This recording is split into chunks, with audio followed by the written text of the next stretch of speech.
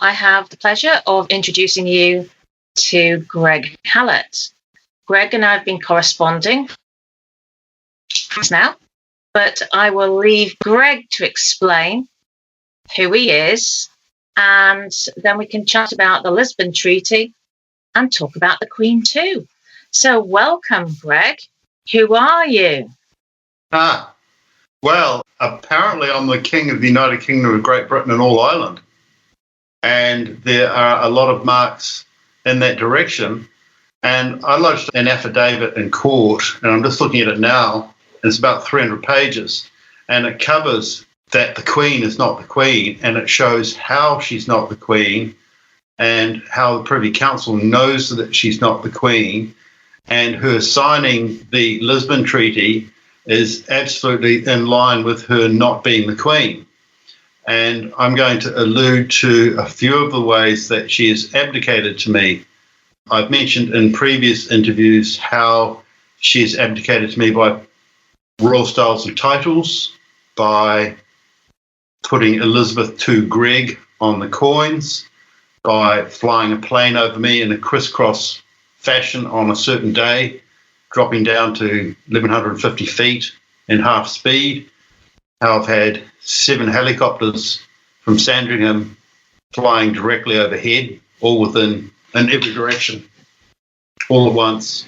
Right, okay, right, we'll stop you there. Greg, and you live in the UK? Yeah.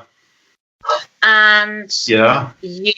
When did you discover that you had a greater right to the throne than the Queen Elizabeth? When I was chosen to be the royal biographer and presented with the chest full of royal marks that Queen Victoria gave her firstborn legitimate son, Prince Marcos Manuel, and I was asked to decodify them, photograph them, handle them, photograph them, and break the codes on them. And once I'd done that, I was then told that if I went to England, I wouldn't have to do anything. And if I was the king, the whole British royal family would fall apart in front of me. And that's what we're looking at now, is the entire British royal family falling apart. So, where did you come from? Where did you actually come from then? New Zealand. Right. Right. So there are a lot of codes, and New Zealand is known as Aotearoa. Aotearoa means land of the long white cloud. And the King of England, in the tradition received, has to descend from the clouds, right? And for the English, going from London to, let's say, Scotland, which is north, you go down to Scotland, right? So when you go, when the English talk about going north, they say, I'm going down to Scotland, yeah? Right. So heading from New Zealand to England is going down, is descending, right? Descending is heading north. Okay. So I had to descend from the cloud, and I had to be a Lemurian to break the codes. And a Lemurian is someone from New Zealand, Australia, and Papua New Guinea. So what Elizabeth did was renew the royal styles and titles in 1973, 74, 75 in Australia, New Zealand, and Papua New Guinea, which are on the same tectonic plate, which is Lemuria. The way she marked me in that is the 1973 Royal Style and Title for Australia was on the 14th of September, and then there's 1974 was New Zealand, and 1975 Papua New Guinea on the 16th of September. So the mid-date is the 15th of September 1974, which is my birthday, and it was my 30th birthday, which is like a bar mitzvah. Have we got someone else on the line? It's like I can actually hear MI6 cracking a call, like. Well, that wouldn't surprise me. I can actually hear them. I can hear them. Like, really? I can't hear anything, but I haven't got the equipment you've got. Well, I've just got a Mac, but it's like someone's talking on the machine, yeah, he's on now, we're listening. Really? You can't hear it? No. Okay, so that was the Royal Styles and Titles, and then She put my name on the coins, first on the 23rd of April 1968 on the 5p coin, and lastly on the £2 coin on the 15th of June 1998. And that is 11,011 days apart. And the number 11 means the letter M. So it reads M0M, which spells mum. Right. Right. Right. Were these coins in general circulation? Yeah. There's when I turned 56, there were 56 billion coins that read Elizabeth to Greg. Right. It actually reads Elizabeth to DG Reg. Right. But DG is Duke Governor, and Prince Regent Duke Governor means king to be, and I hold the royal mark of the Prince Regent Duke Governor. Right, it says PRDG on that, and this is the key to the Rosicrucian cosmography, which is the key to the kingship of North America. Greg's just holding up a key. On my website, www.kingof.uk,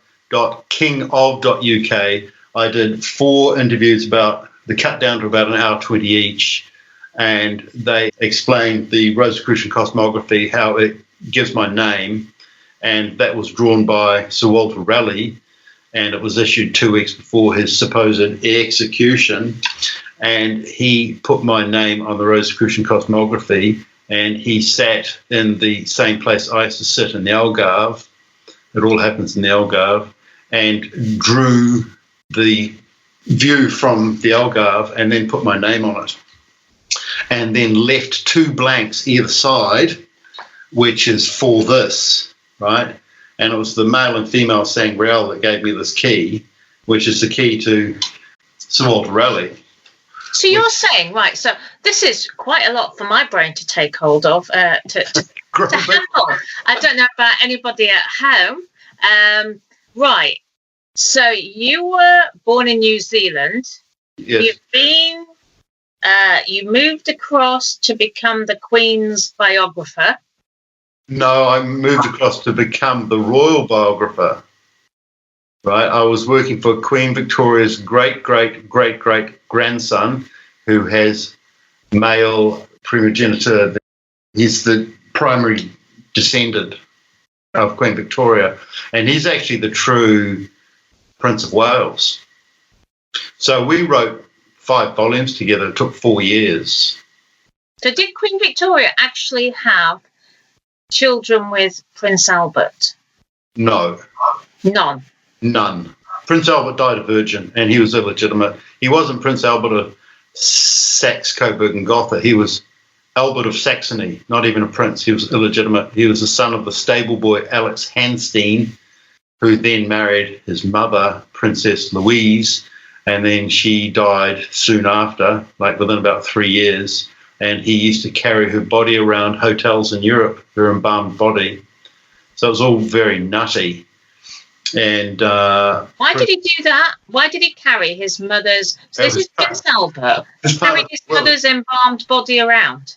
Prince Albert's biological father used to drag his dead mother around hotels in Europe, including Paris, for 3 years.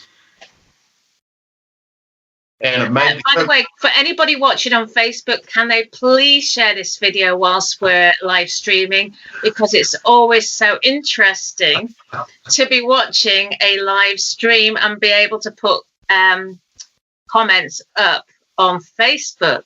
So we're going on to you. But, you know, a lot of the comments will come from ignorance. I've actually covered a lot of this material before in other interviews, but you asked me for some background. So I'm giving you a very brief background before I get into the actual meat of the interview. Yes. Are we going to talk about, we mentioned off air, we mentioned about Queen Elizabeth II was actually born from a maid? Not. Yeah. Can I just mention one other mark? So I've said that Elizabeth, she gave me the royal styles and titles, right? So I'll just finish that story briefly. I'll tell you the story briefly so that you get it, and then on other videos I've done the details, right? So she gave me the royal styles and titles. She named my birthday in the royal styles and titles. Now, the royal style and title of New Zealand was actually done in 1974 on the 6th of February, which is the anniversary of King George VI's death day, right? Which is actually New Zealand Day, called Waitangi Day. And it was done on the 6th of February because King George VI died on that day 22 years earlier. And 22 is the number MM, and MM is Freemasonry's highest order, right? And King George VI had a son in New Zealand, and King George VI and Queen Elizabeth II Sergeant Surgeon was Lord Arthur Espy Porritt, and he came third in the Chariots of Fire 100-metre sprint at the Olympics in 1924. And he came out to New Zealand to become the Governor General, and I met him on a Sunday and with my father, and he said, "Why don't you take your son down to see King George VI's son in Rotorua?" So 20 months after Elizabeth was born, King George VI had a son, which outranked Elizabeth, and he was George Fitzratimer, or Kingy George VII, and I had a private meeting with him on the same day that the coins changed from British pounds and pence to New Zealand dollars and cents, which is the 10th of July 1967. The British crown, which was a coin, was retained in New Zealand unofficially, but it was retained in New Zealand and still used in 1971, 4 years later, and I still saw them around in 1973. So they changed the coin on the same day that I met Kingy George VII, and the crown was retained in New Zealand. And all of these things are symbolic, and none of them happen by accident. Like George VI and Queen Elizabeth II both sent their Sergeant Surgeon to New Zealand to meet me, to introduce me to George VI's legitimate son, or basically George VI was sent to New Zealand to have a child with New Zealand's most spiritual woman, Guy Rangi. She was tapu, which means sacred. So then I was the one chosen to have a meeting with him on that auspicious day, which was the retaining of the crown. Now, on the 19th of March 2017, Queen Elizabeth contracted a person who was born pretty much on Coronation Day to go into the National Gallery at London, overlooks Charing Cross, where the king is announced, the new king is announced. And he went into the National Gallery, into room 34, which is one above Illuminati, and there was a Gainsborough painting in room 34, which was in the James Bond movie Skyfall, which is about M dying, right? That's interesting. I've just been talking about James Bond, yeah. So he went in with a drill bit and scratched the Gainsborough painting, Elizabeth Marries Hallett. Right? It's a big Gainsborough painting. It's about 3 meters by 5 meters, or so 9 feet by, what was it? Maybe 7 feet by 10 feet. You know, it's a big painting, 12 feet. It's a huge painting. You know, when you look at it, you're standing back 6 paces away from it. You look at it like that. You know, you have to stand actually across the other side of the room to see it. It's huge. And he scratched it with a drill bit. Now, drill is DR, which is doctor, doctored, and Ilbert is Elizabeth, doctored by Elizabeth. Right? It's another code, right? But so she's trying to put me on the coins, give me the crown, give me the royal styles and titles, and marry me, and declare that she's my mother, which is, you know, on the coins, and then marry me, which is the Egyptian pharaohic tradition. And in the Rosicrucian Cosmography, which is a one-page drawing, which is a summary of a book of predictions, that names me Joseph Gregory Hallett, and then 3/4 of the way up the top it says Tut, as in King Tut, and it's done in Memphis-style lettering. And the Egyptian pharaohs had a tradition where the mother would give birth to the pharaoh, and when the father died, the mother would marry the son, you know, symbolically, or, you know, co-rule. So how does the Egyptian work with the UK?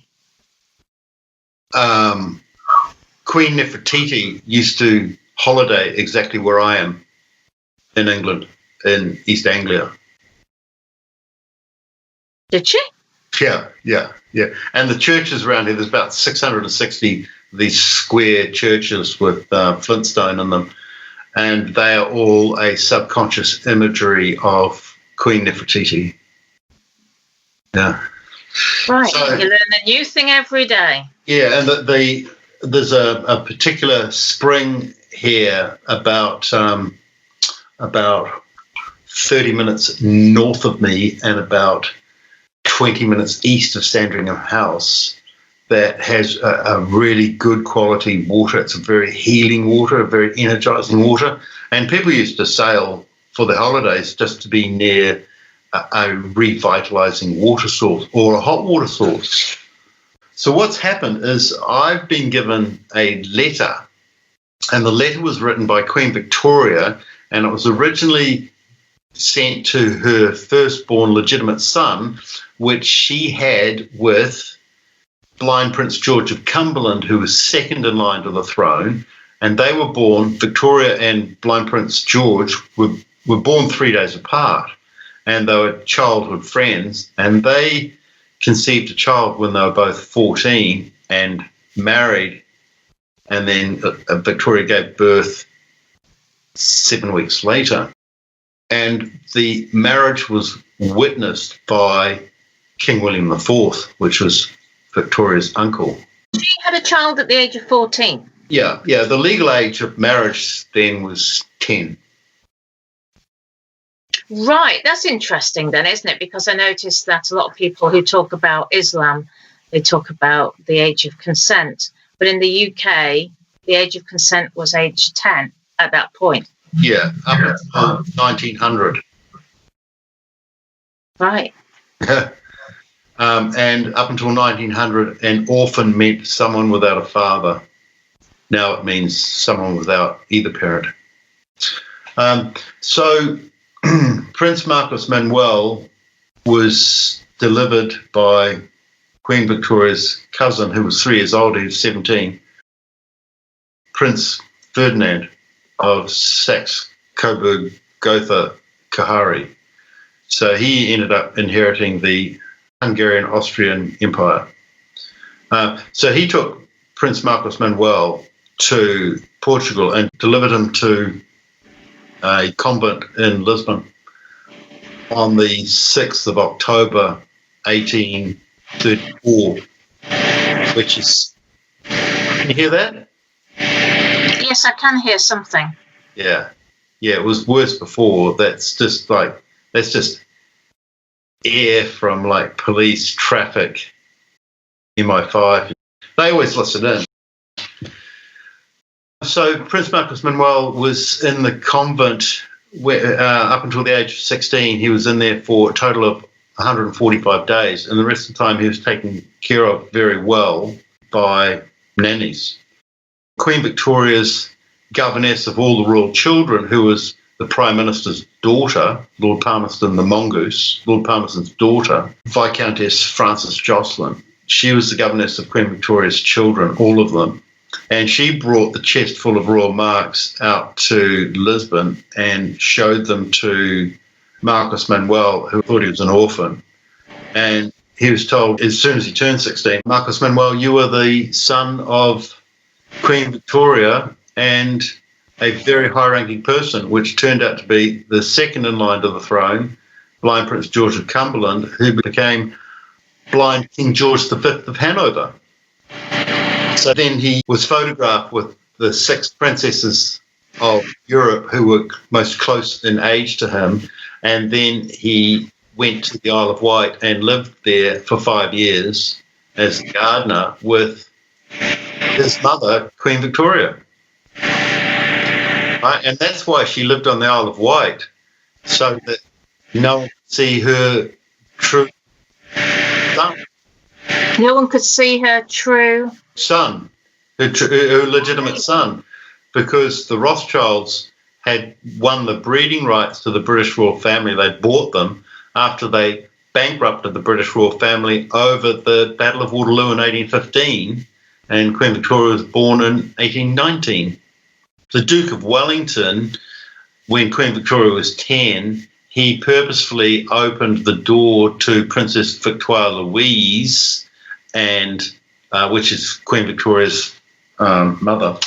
This is when Queen Victoria was Princess Victoria and just 10 years old, but I'll call her Queen Victoria. It's a lot easier. So Queen Victoria is 10 years old, and the Duke of Wellington knows what's going on, that the Rothschilds have taken over the breeding rights of the British royal family. So he opens the door and shows Queen Victoria, aged 10, that her mother, Princess Victoire Louise, is having sex with her secretary, Sir John Conroy. And that woke up Victoria sexually. So then she was actually quite forward in the garden with princes, but she absolutely loved and always loved blind Prince George of Cumberland. And they loved each other, you know, from a very young age. They were childhood sweethearts. So that meant that Prince Marcos Manuel was the product of the first and second highest ranking people in the British royal lineage. So he ended up having incredibly high titles, and then he was given the sword of the Duke of Saxe-Coburg and Gotha, the German sword, by Duke Ernst II of Saxe-Coburg and Gotha, and on the 10th of June 1869. And then Queen Victoria made Prince Marcos Manuel King of England, King of the United Kingdom of Great Britain and all Ireland on the 6th of October 1869. And to mark that day, she opened the Holborn Viaduct and Blackfriars Bridge on the same day. Right? Opening two bridges on the same day is extraordinary, but also making your 35-year-old son the King of the United Kingdom and also using the correct sword is extraordinary. And then on Leap Day 2012, I was given that sword. And on my Facebook page, I've just put up myself with the sword, and I'm about 3 paces inside, and I'm holding the sword. And although I'm inside a large room, which is about 9 meters by 9 meters, that was my hotel room, the sword is just, I'm just looking at it talking, and the sunlight is reflecting on it. But I'm 3 meters inside the building, and there's no direct sunlight on it. So how does that work? People in the know look at that, they go, wow, you know, that's really impressive. It's like the sword was responding. So I was given the true sword of the King of England. When I handed it back, I was given a letter from Queen Victoria saying, "Assemble him claimant," which is the letter that Queen Victoria wrote for her firstborn and only legitimate child, Prince Marcos Manuel, on the 17th of March 1850, which is St. Patrick's Day. So it means to include all of Ireland. Right, okay. So to fast forward then, she died in 1901. Yeah. At which time the Rothschilds were well and truly embedded in the royal family. Mm-hmm. You've picked up on the fact that I've been doing some videos on the Lisbon Treaty earlier in the year. Yeah. The Lisbon Treaty was kept, well, basically that came on top of the House of Lords Act 1999, which had been kept under wraps by mainstream media for a good 8 or 9 years until it came to the signing of the Lisbon Treaty. Yeah. So where does the Queen fit into all of this? Is she still our Queen? No, she's never been the Queen. The sound, the background sound, the noise sound, it actually sounds like plumbing on wiring. You can imagine. What, because of them listening in? Yeah. Oh, I can see. I mean, not only have I been banned from actually commenting on my timeline. But I can see there's going to be repercussions from this interview. Yeah, well, there already has been. So you're talking about the Lisbon Treaty, which is 2007, and it came into force in 2009. Well, very briefly, it's an unconscionable contract because there were 20 pages at the rear of it left blank, which all the members signed. So they signed blank sheets of paper so that the EU could add whatever they wanted, and it would already be signed and approved.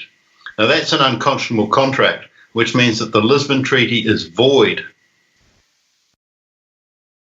right? Ab initio, as though it never existed. I wasn't aware of the 20 pages. I knew it was a self-amending treaty. I knew because of the House of Lords Act 1999, it made the Lisbon Treaty null and void. But so this is an extra part, which basically means the Lisbon Treaty is null and void.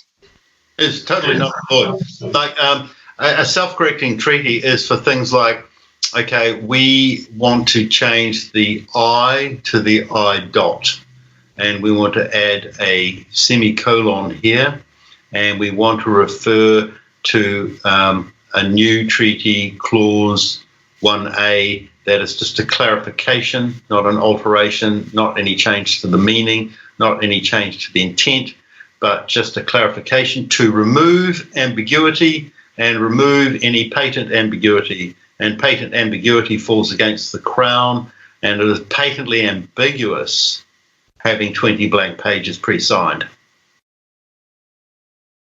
That's my legal opinion. Well, of course, then we had a fast forward. We talked about the Lisbon Treaty. There was a lot of misinformation about the Lisbon Treaty put by both sides, just as per usual, a bit like the referendum. And we have the Remainers who keep quoting this website called Full Facts, which is a globalist, financially supported website. And we've got the people who wanted to leave, misunderstanding about the Lisbon Treaty, simply, I think, because they were probably so shocked that so many, well, none of the politicians ever talked about it. So it just seems so outrageous that it's been kept not only quiet till 2009, but quiet for another 10 years because none of the politicians, MEPs, none of them have been talking about the Lisbon Treaty. And it's a case of they were under the impression by, I think, a wrongly circulated email that everything was going to start in 2020. But of course, that wasn't the case at all. These were the finer points where they started putting in the dates of perhaps 2020 and 2022. But most of the Lisbon Treaty, I mean, it brought in the EU constitution from December 2009, for starters. And we've been living under an EU constitution since that day. Yep. Your letter, a constitutional initiative to override political deadlock, I addressed that and clarified it and removed ambiguity from it on the 9th of September 2019. All right. When you say my letter, it's not my letter. Not yours. Yeah, I hear that now. The guy who's been advising Lord James of Blackheath. Yes, when I did one of the Lisbon Treaty videos, I'd been provided with a couple of letters for people to discuss with their MPs, and that's going back to the end of March. So they were circulated. I mean, literally hundreds and hundreds of people had been feeling powerless when they saw when they heard about the Lisbon Treaty. They wanted to do something. So yeah, there were hundreds of people that got that letter. But as you rightly pointed out last week, the week before now, that letter was actually had some errors in it. Yeah. And it's important to remove the ambiguity and the patent ambiguity. And a lot of the ways that they promote ambiguity is by having one sentence discuss two things and the two variables on those two things, and you need to break those up into single sentences. So you're talking about various aspects in 4 different sentences. But I think that, the bottom line is this was done in March. We've fast forwarded on to the same constitutional expert who I called Mr. X or Mr. Q. The Mr. Y, the Lord, has now been revealed. It's Lord James of Blackheath, who on the 6th of September had tried to push through an amendment for the House, for the withdrawal bill, and got basically shouted down by the others in charge, saying, we don't want to hear any of this. It's not in the country's best interests. And of course, tonight I've read out about the Foreign and Commonwealth Office's papers, which were produced in 1971, that took us into the EEC at that point on the run-up to the referendum. And of course, those papers were kept in vaults for 30 years. And then other people that I know have uncovered them, and they've highlighted the fact that it's all about closer union and taking over our military. So why none of our politicians, because if they came out in 30 years after 71, from 2001, what were all our politicians doing? All these people who've been paid, as MPs, why did nobody actually dare to put their head above the parapet? Presumably they didn't want to die. Well, how about I'll read almost a page of what I've written, because it kind of answers everything you've just said. Sovereignty was originally breached by the Lisbon Treaty. The Lisbon Treaty, December 2007, enforced December 2009, is an unconscionable contract, sneaky and unjust. It was signed with 20 or so pages left blank at the end that the European Union could add anything to, which all parties pre-approved by signing. This is the definition of unconscionable contract, which automatically renders the Lisbon Treaty void ab initio, as though it never happened. It is as though all signing parties were given children, filmed, shown the film, then signed away their national sovereignty to protect themselves from pedophile charges and public exposure. We must exit the European Union and the Lisbon Treaty by initiating a supra-party political consensus confirming our constitution. The way forward is to rewriting his letter, so that's his line. Make an immediate appeal to the United Nations referencing a potential breach of the 1969 Vienna Convention on the Law of Treaties, Article 46.1, seeking adjudication that the European Union is attempting to force the United Kingdom to agree to an entirely unconstitutional treaty, totally unacceptable to any British Crown or British sovereignty.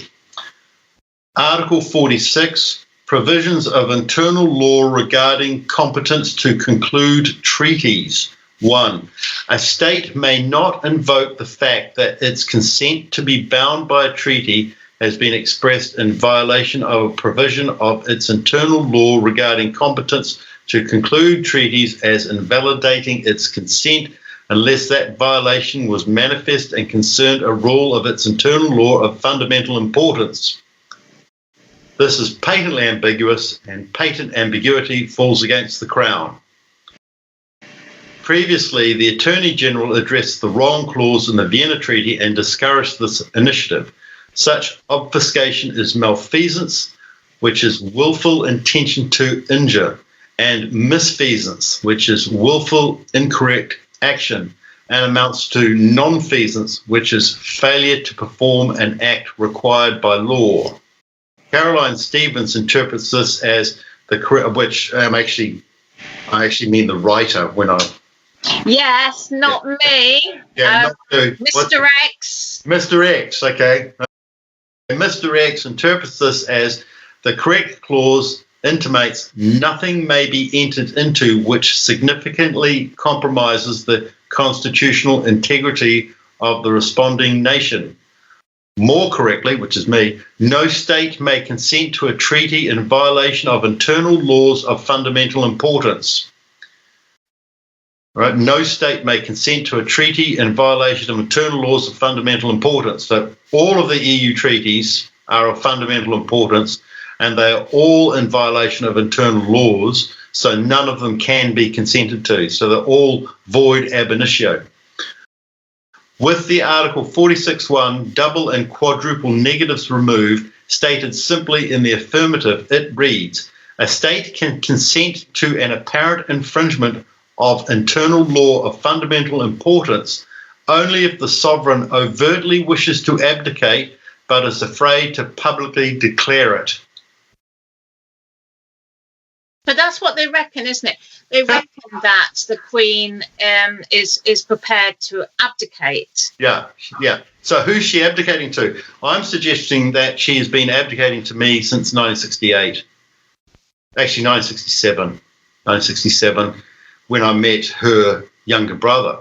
Now, Elizabeth is not the daughter of King George VI, whereas King George VII that I met in New Zealand, that I was introduced to, he is actually the son of George VI, and he conceived that child on the instructions of George V, and that was called the Second Balfour Agreement, concluded on the 15th of November 1926. The Second Balfour Agreement? Yeah, there's a Second Balfour Agreement. Greg, I think we were only going to do a show for about half an hour. We've well overrun. Can we do a part 2 perhaps tomorrow evening? Sure. Could you just summarise what you've just covered in tonight's show? And if we do part 2 perhaps at the same time tomorrow night, then we can pick up on this, and we could also have a look at people's comments on this live feed. Okay. I could just summarise. Well, I could just add, I could read the next paragraph, which would get you into even more trouble. I need to be in any more trouble. Okay, but to whom is Elizabeth abdicating to? The European Union is not her target, but it is Prince Philip's target.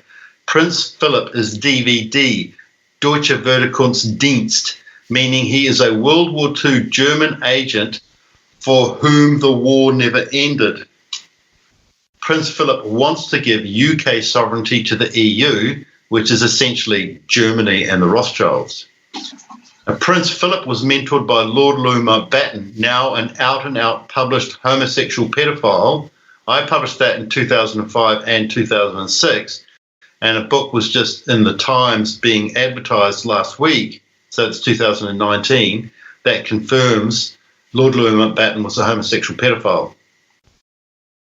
Lord Louis Mountbatten also mentored Prince Charles, whose best friend was Jimmy Savile, and Prince Charles' half-brother, Prince Andrew, his best friend was the convicted pedophile Jeffrey Epstein, and their half-brother, Prince Edward, was convicted of pedophilia in New Zealand, confirmed by the isolated Prince Edward Theatre. And both Elizabeth and Philip were convicted of pedophilia and child murder in the European Common Law Court. You're saying did you say that Prince Edward was convicted? What did he actually get? But he didn't go to prison. Hang on, I've got one more line to read. You get the picture, one of abdication and the royal family crumbling, a foreboding silent acquiescence to abdication. Right, and by enacting 46.1, provision of internal law regarding competence to conclude treaties, Elizabeth is illegitimate. She's not the Queen, never has been. She does not have any competence to conclude treaties. So what they do is Elizabeth is abdicating through Article 46.1, through patent ambiguity, and it is the role of the King and identifier of the true King of England to pick this up and identify it. Well, good luck with this. So we've got a real mission on our hands. Greg, thank you. You've been a star. I'd like to say thank you so much to everybody for watching. I've learned so much tonight that I didn't know before. Let's see what the repercussions are of this. Greg, I'll see you tomorrow night. And to everybody watching and listening, I hope to see you again tomorrow night too. Thanks, Greg.